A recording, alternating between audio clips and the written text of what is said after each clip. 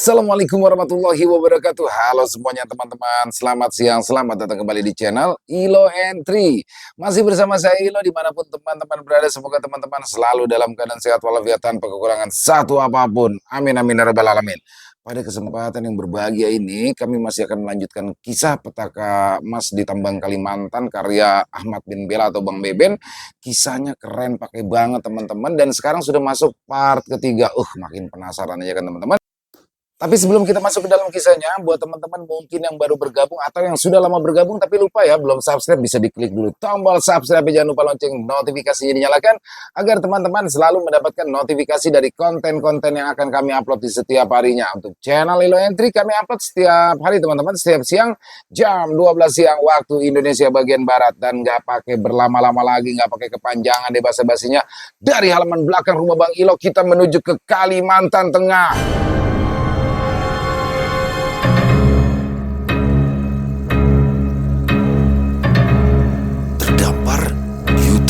Kalimantan.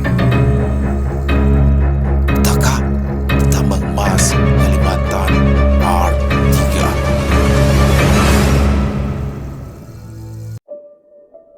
3. Hari semakin malam, tapi kantuk tak kunjung datang. Masing-masing kami merasa was-was mengamati gerak-gerik Mang Atak yang mencurigakan. Di hutan belantara yang mengelilingi pondok, suara burung hantu dan binatang malam saling bersautan. Aku semakin khawatir ketika suara-suara binatang itu semakin ribut, seolah menandakan ada bahaya yang sedang mengintai. Apalagi beberapa kali aku mendengar suara desisan tak dari mana.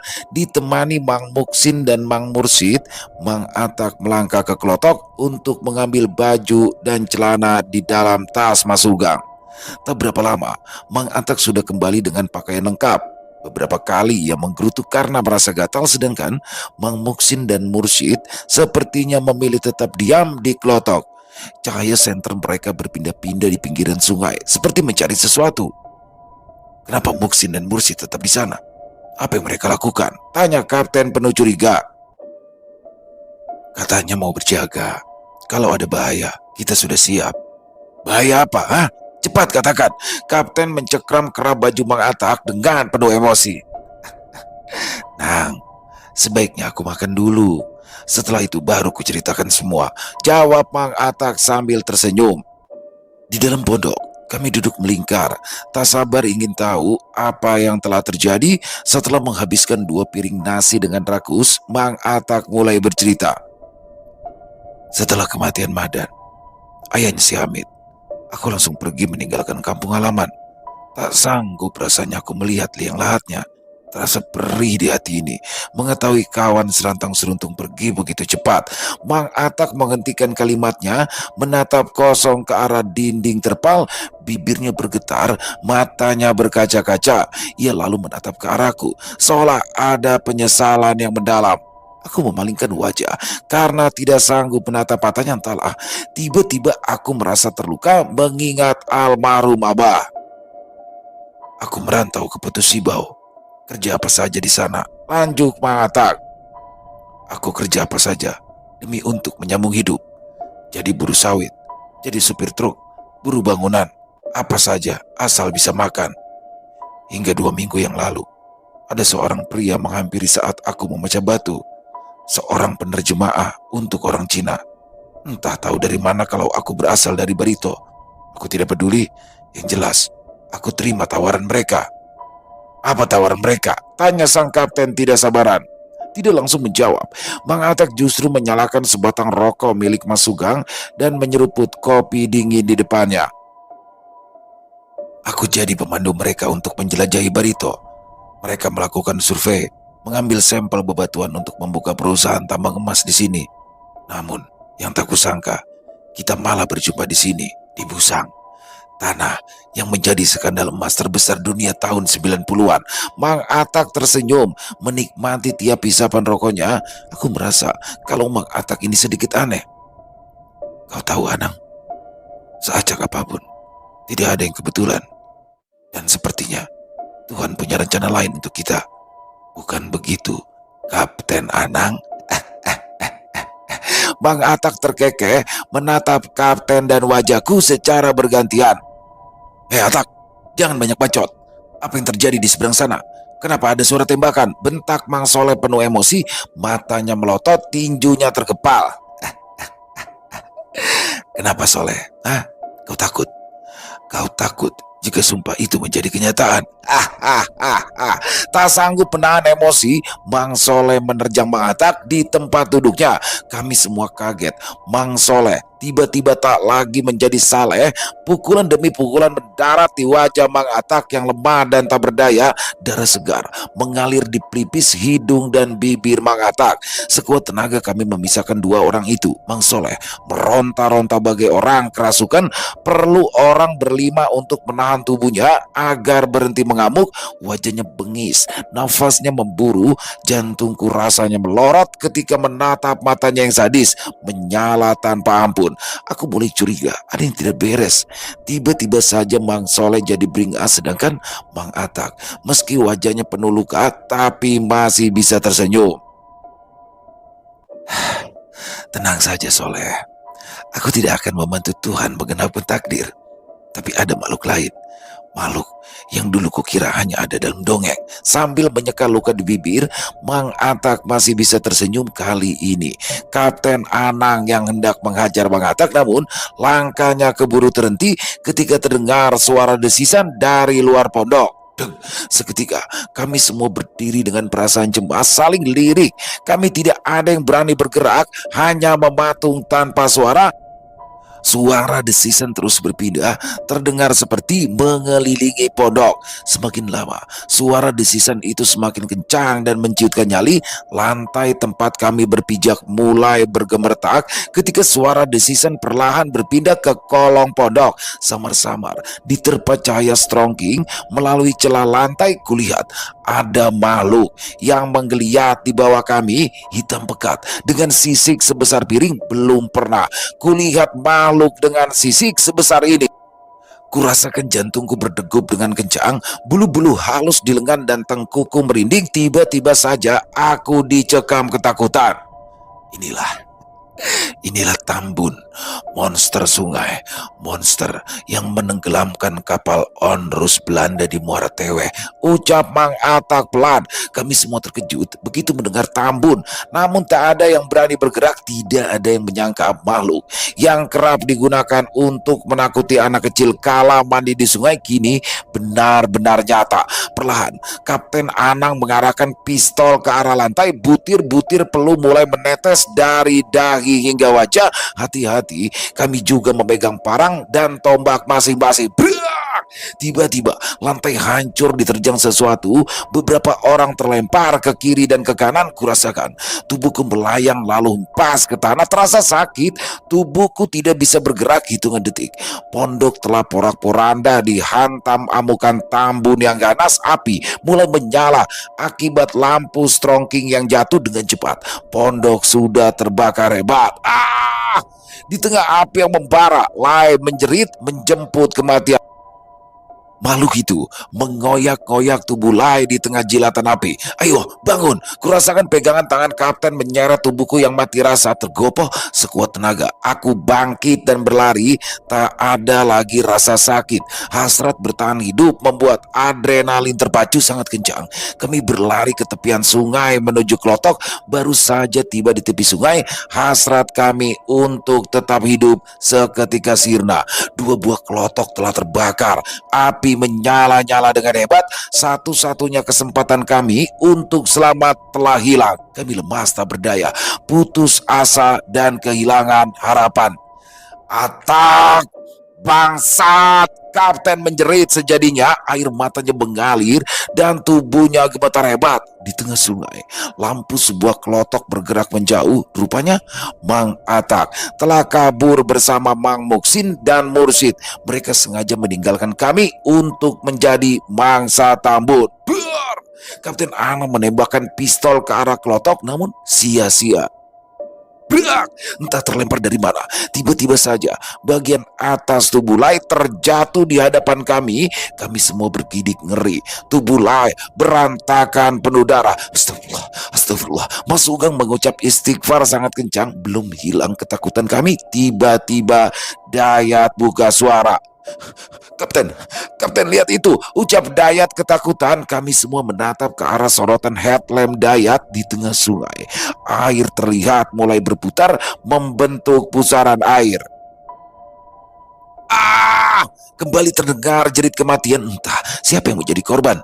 Tanpa menunggu perintah kapten, kami berlari kencang ke dalam hutan. Kami terbirit menyelamatkan diri masing-masing, hanya mengandalkan cahaya senter yang minim. Di belakang, teriak kesakitan silih berganti menggema, bersautan dengan suara gaduh binatang yang ketakutan. Satu persatu, rekan kerjaku diseret ke dalam sungai. Entah sudah berapa lama kami berlari menerobos belantara yang lebat ini. Di langit, cahaya masih gelap tertutup rimbun pohon yang tinggi menjulang. Suasana di sekitaran sangat gelap.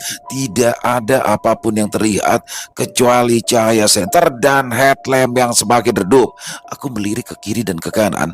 Batang-batang pohon besar bagai makhluk raksasa yang mengawasi langkah kami. Kini hanya tersisa kami berlima. Aku, Kapten Anang, Bang Soleh, Dayat, dan Mas Sugeng.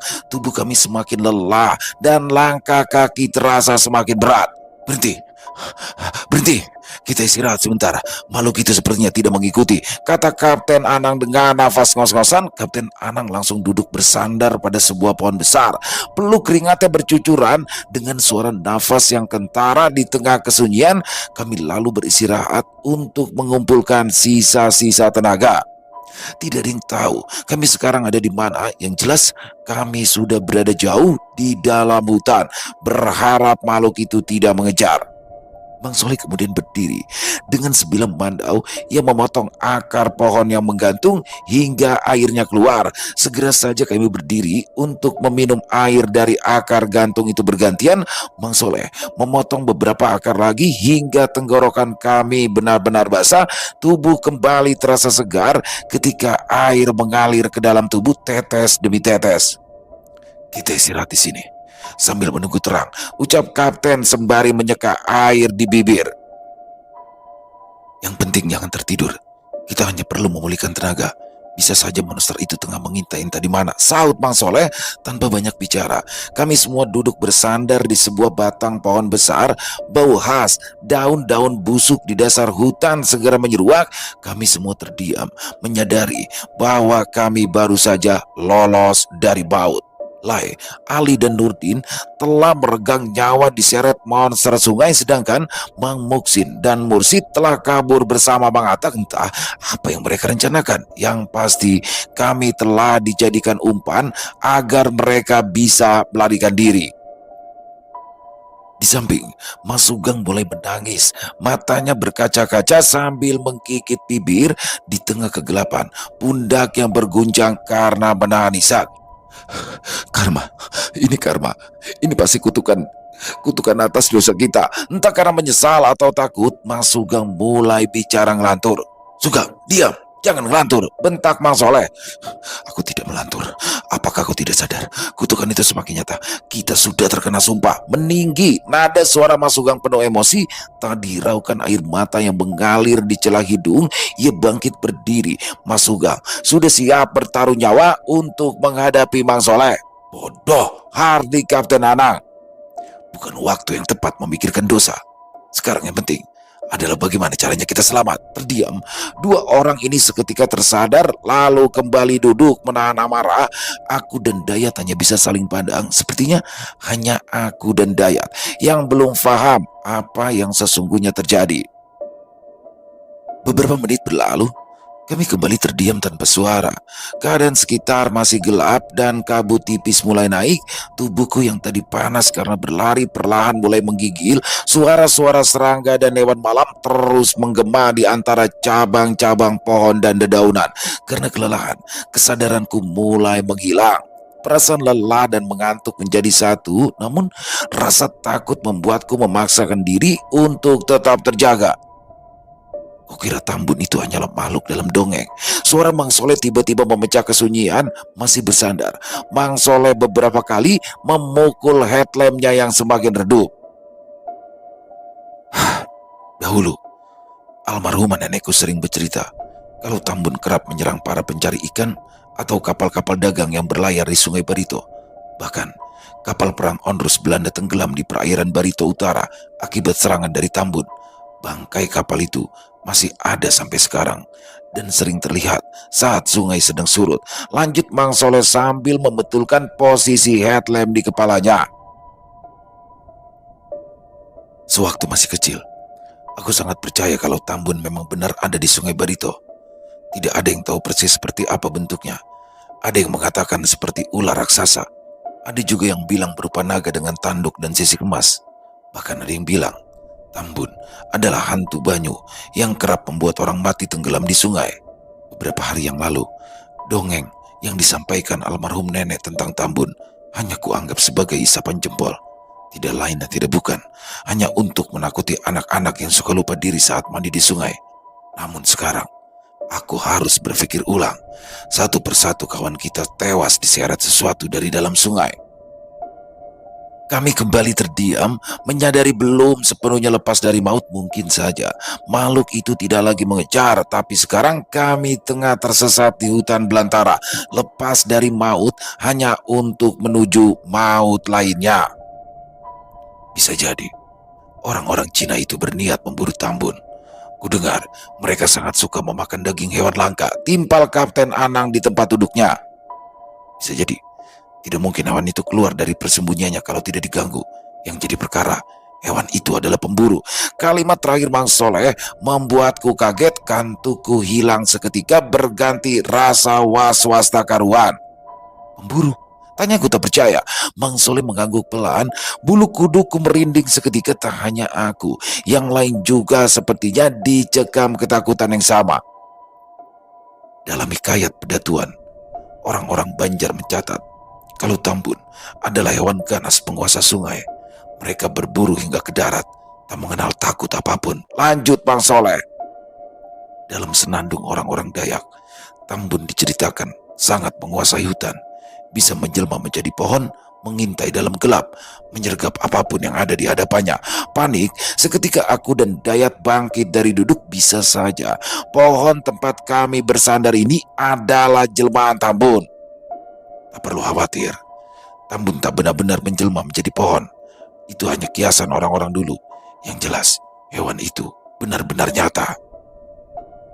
Aku dan Dayat sedikit lega kala mendengar penjelasan dari Mang Soleh. Walau rasa was-was masih menghantui, aku kembali duduk ke tempat semula. Sedangkan Dayat malah melangkah menjauh. Mau kemana? Tanya Kapten. Buang air kecil Kapten, jawab Dayat. Namun Dayat tiba-tiba diam tak bergerak. Ia terlihat ragu untuk melangkah, lalu mundur hati-hati. Kami yang ada di belakangnya seketika waspada, kemudian berdiri dengan sangat perlahan. Beberapa meter di depan Dayat, sepasang mata tampak menyala-nyala memantulkan cahaya senter kami. Hewan buas itu mengeluarkan suara penuh amarah, merangkak perlahan selangkah demi selangkah. Makhluk ganas itu memamerkan gigi dan taringnya yang tajam. Suara hewan itu benar-benar menciutkan nyali.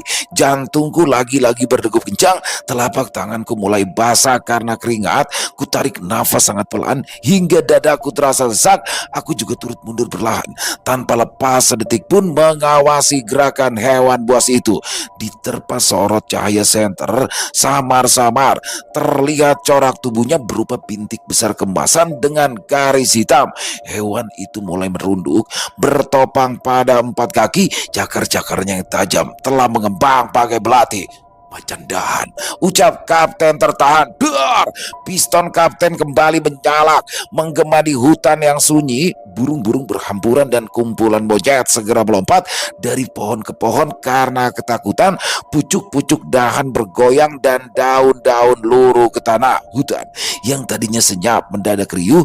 Teriakan hewan yang berisik terasa memekakan telinga di depan kami. Macan itu terjengkang beberapa meter ke belakang penuh darah. Makhluk itu merintih kesakitan menanti ajal. Kami sedikit lega. Sekali lagi, nyawa kami selamat.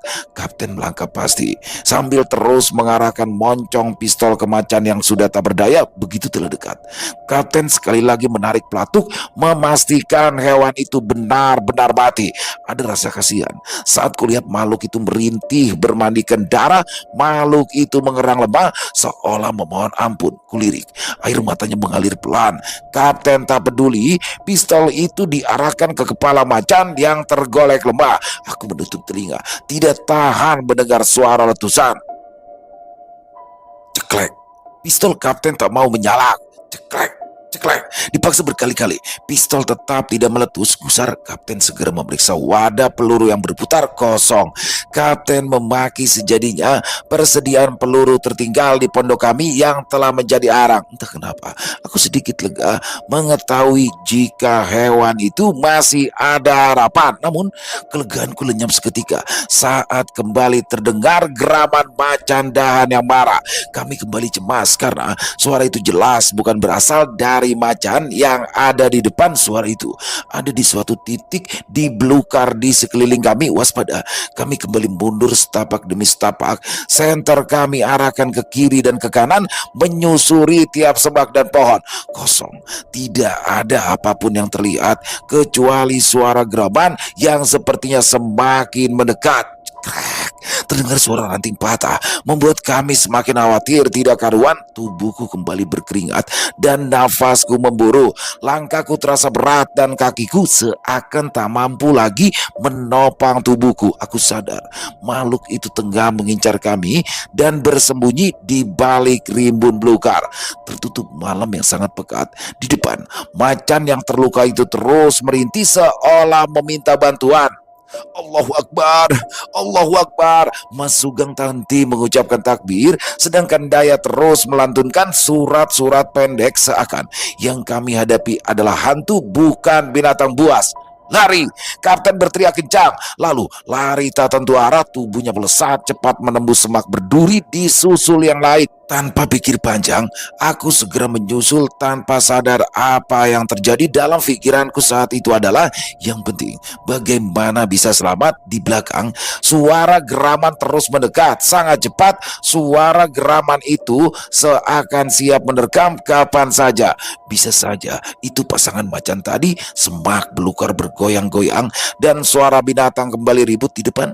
Cahaya senter tiba-tiba menghilang dan berganti teriakan yang sangat kencang. Ah! Suara jeritan terdengar sangat menyakitkan, lalu menghilang begitu saja. Aku mulai ragu melangkah, namun tak ada pilihan. Aku terus berlari karena suara geraman yang mengejar tak juga berhenti. Entah apa yang terjadi di depan, namun aku tak berhenti berlari. Di depan terlihat 3 orang berdiri dengan raut wajah ragu menatap ke arahku. Hanya ada Kapten Anang, Dayat, dan Mang Soleh. Entah di mana Mas Sugeng. Mungkin teriakan tadi adalah suaranya. Aku terus mendekat hingga terdengar sayup-sayup suara deras arus air sungai. Batinku, namun di mana? Rupanya mereka berdiri di bibir tebing, tak tahu berapa meter tingginya. Yang jelas di bawah tebing itu adalah sungai yang mengalir deras. Bisa saja Mas Sugeng sudah terjatuh. Semakin dekat, deras arus sungai semakin terdengar kencang. Suara geraman yang mengejarku tak juga berhenti, namun tak terdengar suara langkah kakinya. Sepertinya ia berhenti mengejar, namun tetap mengancam.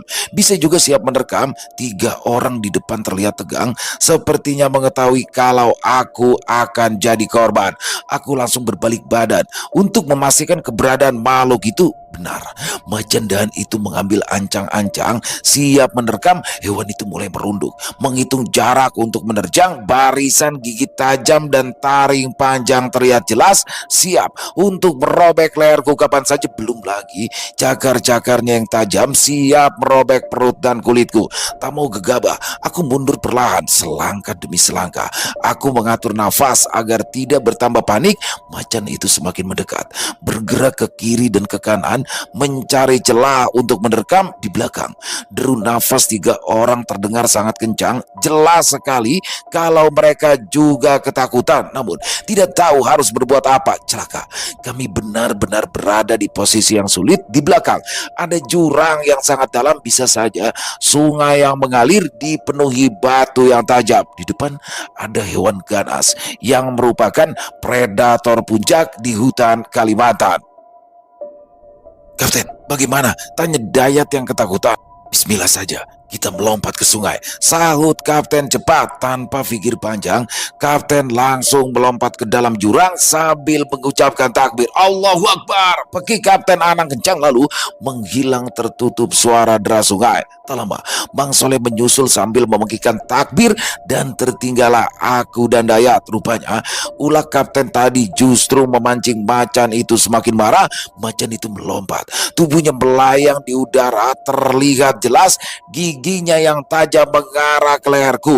Aku terdiam beberapa saat hingga tersadar ada tangan yang menarik tanganku sangat kencang. Macan itu mendarat di tanah kosong, sedangkan Dayat telah menyeret tubuhku untuk melompat ke arah jurang. Aku hanya memejamkan mata, tidak sadar apa yang terjadi. Hembusan angin terasa sangat kencang memukul pipiku, tubuhku lemas tanpa tenaga. Aku benar-benar pasrah menunggu kematian. Kakiku terasa kosong karena tidak menapak tanah bersama Dayat. Aku melayang di udara. Tubuh kami meluncur deras ke dasar jurang yang tak terlihat. Hanya terdengar suara arus sungai yang deras. Semakin tersadar, semakin terasa kalau kami belum juga menyentuh dasar jurang. Entah berapa meter dalamnya. Tiap detik terasa sangat lama. Bayangan kematian kembali menghantui. Jarakku dengan maut hanyalah sejengkal. Tanpa terasa, air mataku mengalir. Teringat anak dan istri, mungkin aku tak akan pernah lagi berjumpa dengan mereka.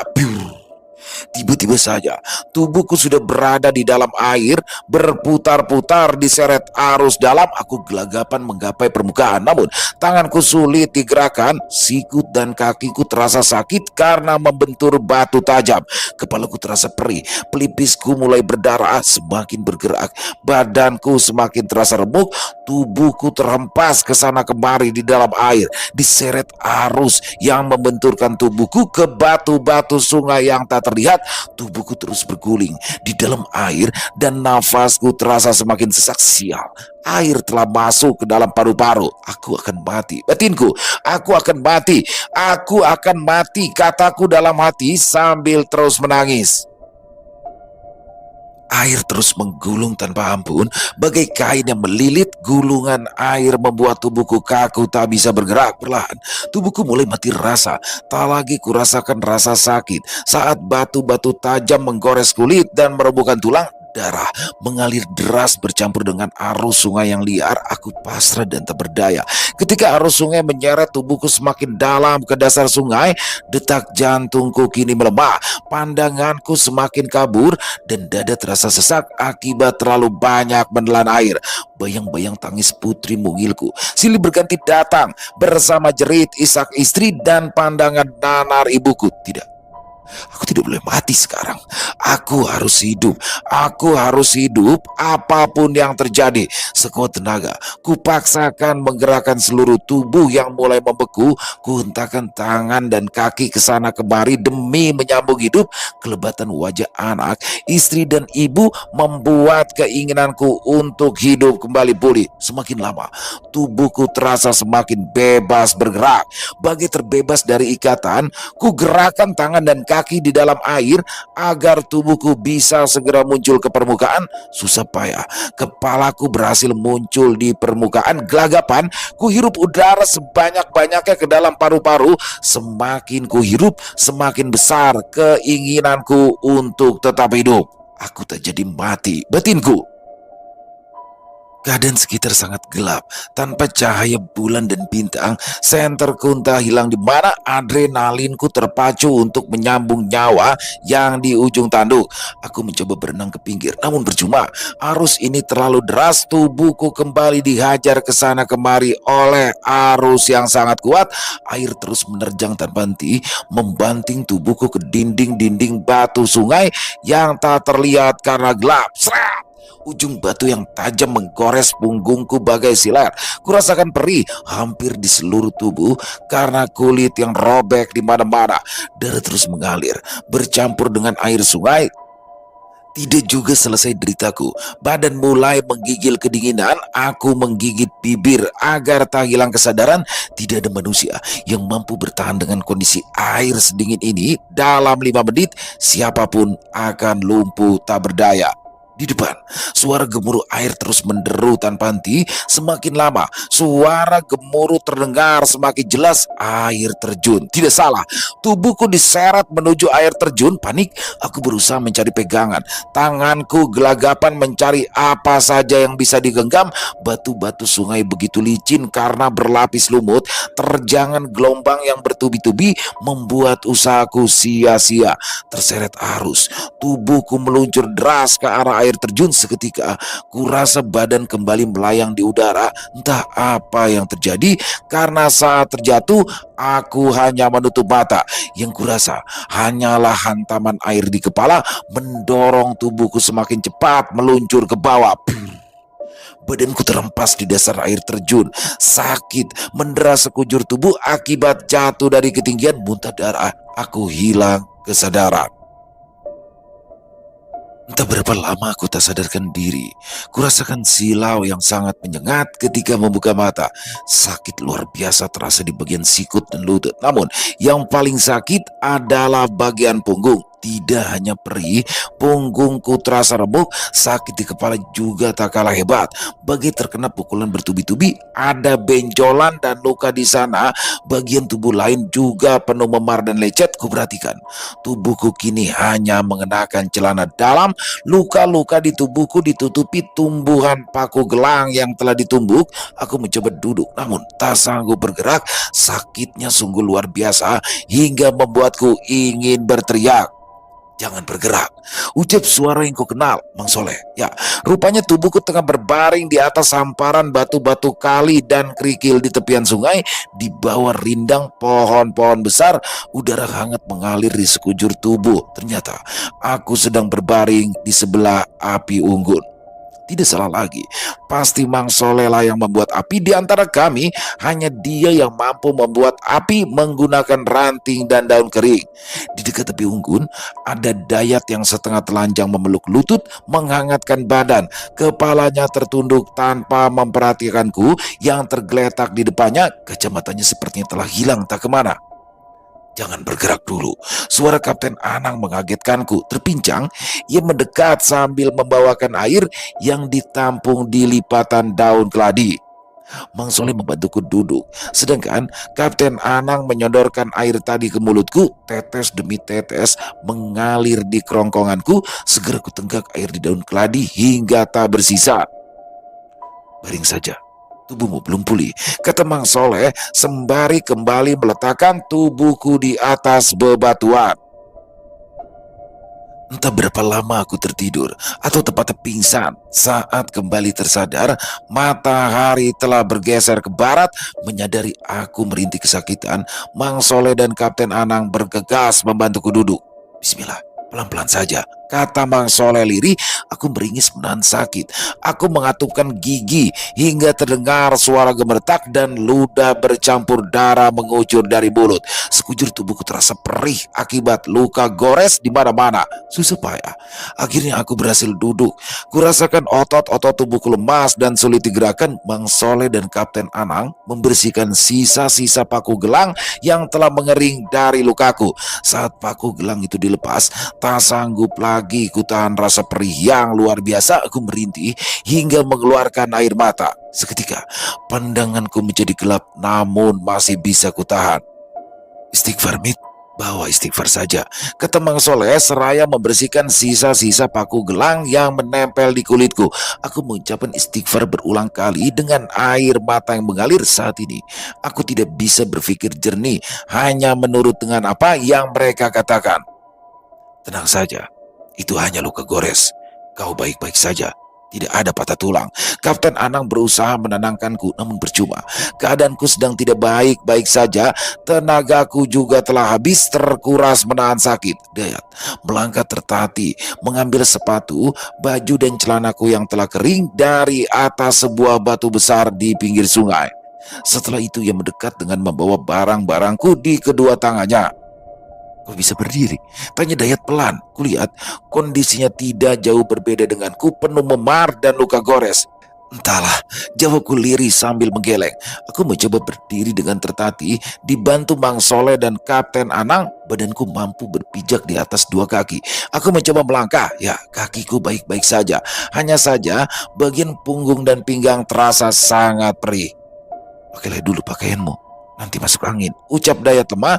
Aku mengangguk, lalu mengucapkan terima kasih. Setelah memasang pakaian, mereka bertiga membantuku untuk duduk beristirahat. Baju dan celanaku compang-camping, penuh robek di sana-sini, sedangkan sepatuku biarkan tergeletak di hadapanku. Selama beberapa saat aku termenung. Keadaan kami benar-benar kacau, terdampar di tengah hutan dalam kondisi tubuh yang memprihatinkan. Tidak ada seorang pun yang tahu keadaan atau di mana kami berada. Hatiku semakin sedih ketika teringat keluarga di rumah. Masihkah aku bisa berjumpa dengan anak, istri, dan ibuku? Semakin dipikir, semakin pikiranku tak tenang. Seketika aku tersadar, ya, ada yang kurang di antara kami. Sedari tadi, tak kulihat Mas Sugeng. Di mana Mas Sugeng? Tanyaku memecah keheningan. Kapten Anang terlihat ragu untuk menjawab, namun ia tak bisa mengelak. Tatap matanya terlihat kosong, ada raut kesedihan di wajahnya. Kami tidak menemukan tubuhnya, balasnya tertahan. Sudah kami cari-cari di sepanjang aliran sungai, namun tidak ada tanda-tanda keberadaannya. Aku terdiam mendengar penuturan kapten. Aku tidak tahu harus berkata apa. Aku hanya tertunduk menahan sedih. Dalam satu malam, kami harus kehilangan orang-orang dekat. Tiba-tiba, kebencianku tumbuh kepada Mang Muksin dan Mursid. Namun, tentu saja yang paling kubenci adalah Mang Atak. Air susu dibalas air tuba. Gara-gara ulahnya, kami harus bertaruh nyawa di tengah hutan yang tak pernah dijamah manusia sebelumnya. Kami benar-benar berada di antah berantah, di tengah hutan lebat Kalimantan, di antara hewan-hewan buas yang selalu mengintai di antara rimbun belukar. Kita tidak ada pilihan. Sebentar lagi gelap. Sebaiknya kita bermalam di sini hingga benar-benar pulih. Besok pagi baru kita susuri sungai ke arah hilir, ucap Mang Soleh sambil menatap wajah kami bergantian seolah meminta persetujuan meskipun berbahaya. Apa yang dikatakan Mang Soleh adalah satu-satunya pilihan paling logis. Malam ini kami akan menginap di pinggir sungai, di alam terbuka, di bawah batang-batang pohon besar yang menjulang. Malam nanti entah kejadian mengerikan apa lagi yang akan kami hadapi. Suara sungai di hadapan kami masih terus bergemuruh. Air yang surut karena kemarau membuat batu-batu besar dan kecil tampak menonjol di antara arus yang deras. Di sekeliling kami adalah hutan lebat yang diiringi ribuan suara binatang yang terus berbunyi tanpa henti. Pohon-pohon besar tinggi menjulang dengan rimbun dedaunan yang menghalangi sinar matahari ke dasar hutan. Di sini kami berempat terdampar dengan kondisi yang memprihatinkan. Tubuh kami penuh luka, memar dan lebam, tanpa senjata dan penerangan. Keadaan kami sungguh rapuh mandau. Pistol dan senter sudah hilang terbawa arus. Di antara kami hanyalah Mang Soleh yang tetap bisa berpikir tenang. Ia berhasil menangkap 2 ekor ikan sapan yang lalu dibakar dan kami makan bersama. 2 ekor ikan untuk orang berempat tidaklah mengenyangkan. Rasanya juga aneh karena tidak ada bumbu. Tapi ikan bakar tadi sudah cukup untuk memulihkan tenaga walau tidak 100%. Berempat, kami menatap batu-batu kali untuk tempat menginap malam ini. Sekarang musim kemarau, jadi tidak perlu khawatir apabila air sungai datang tiba-tiba. Bermalam di semak belukar bukanlah pilihan. Bisa saja ada ular, lintah, serangga, atau hewan ganas lain yang menyergap saat kami tidur. Andai ada pisau dan parang, tidaklah terlalu sulit untuk membuat pondok sederhana. Tapi kami tidak memiliki senjata apapun di tangan. Tubuh kami juga belum benar-benar pulih. Kami harus bertahan dengan keadaan kami sekarang. Senja berganti malam. Suara binatang malam semakin berisik, bercampur dengan deras sungai yang bergemuruh. Biar aku dan Dayat yang jaga pertama, nanti gantian. kalau sudah merasa mengantuk, ujar Mang Soleh sembari menambahkan ranting dan daun kering ke api unggun yang terus menyala. Malam semakin larut dan udara terasa dingin tanpa selimut. Tubuhku menggigil, aku merapatkan badan ke dekat api supaya udara hangat membaluri tubuhku. Dengan tangan dijadikan bantal, aku berusaha menutup mata, namun sia-sia. Aku tetap tidak bisa tidur. Tubuhku sebenarnya sudah sangat lelah dan lemas, tapi trauma membuatku tetap terjaga. Di samping, kapten juga rupanya belum bisa tidur. Berkali-kali ia membolak-balikan badan, pertanda ia juga tidak tenang. Mang Soleh dan Dayat juga terlihat gelisah. Sudah beberapa kali kulihat Mang Soleh tiba-tiba berdiri dengan kayu di tangan, melempar batu ke semak belukar, lalu duduk lagi. Semakin malam, kulihat wajahnya semakin tegang. Sedangkan Dayat sedari tadi melantunkan ayat-ayat suci, suaranya putus-putus karena diiringi isak tangis tertahan. Dalam keadaan seperti ini, siapapun akan kehilangan nyali. Lantunan ayat suci yang keluar dari mulut Dayat bukannya membuatku tenang, malah bulu kuduku tiba-tiba saja merinding. Seolah-olah ada sesuatu yang sedang mengawasi kami dari balik kegelapan. Tiba-tiba saja air mataku mengalir, teringat anak istri dan ibu di rumah. Tak bisa kubayangkan bila aku mati saat ini tanpa sempat berjumpa dengan mereka. Entah kesedihan seperti apa yang mereka alami bila aku mati di tengah belantara tanpa ada seorang pun tahu. Keluargaku yang malang pasti akan terus meratap tanpa henti. Lalu bagaimana dengan Mas Sugeng? Apakah ia selamat atau sudah tewas terseret arus? Pikiranku semakin lama semakin tidak karuan. Jangan-jangan Mas Sugeng sudah dibawa ke kampung hantuen. Konon hutan-hutan lebat, banyak sekali kampung hantuen, kampung arwah penasaran, dan manusia jadi-jadian. Kudengar mereka suka sekali menjebak manusia untuk tersesat ke alam mereka lalu dijadikan makanan. Membayangkan semuanya membuatku semakin merinding ketakutan, ditambah lagi cuaca dingin dan suara binatang malam membuat bulu kuduku semakin berdiri. Entah berapa lama aku tertidur hingga seketika terbangun karena Dayat mengguncang-guncang tubuhku. Mit, Amit, bangun. Seloroh Dayat panik. Kurasakan tiap sendi tubuhku masih sakit, namun Dayat tak peduli. Ia terus mengguncang-guncang tubuhku dan sesekali memukul pundakku. Amit, ayo bangun. Ada apa ya? Jawabku lemah. Aku berusaha duduk, namun kurasa seluruh badanku masih terasa ngilu. Mang Soleh, Mit. Mang Soleh, ujar Dayat terbata. Kenapa Mang Soleh? Mang Soleh hilang, Mit. Hah, kataku tidak percaya. Bangunkan kapten. Dalam keadaan panik, aku dan Dayat berusaha membangunkan kapten. Perlu beberapa saat hingga ia benar-benar terbangun. Hilang bagaimana? Tanya kapten sambil mengucek mata. Kantuknya tiba-tiba hilang begitu mengetahui Mang Soleh menghilang. Tertati, ia berusaha duduk kemudian menatap wajah kami satu persatu. Dayat menarik nafas panjang. Jelas sekali bahwa ia sangat gugup. Setelah nafasnya teratur, Dayat mulai bercerita. Tadi Mang Soleh bilang bahwa ia melihat ada sesuatu di belukar. Ia kemudian memeriksa belukar itu dan menyuruhku berjaga di sini. Namun sudah lebih dari 1 jam, ia tak juga kembali. Aku sudah berusaha mencari ke sekitar belukar tempat ia menghilang, tapi nihil. Kupanggil-panggil, juga tak ada sautan.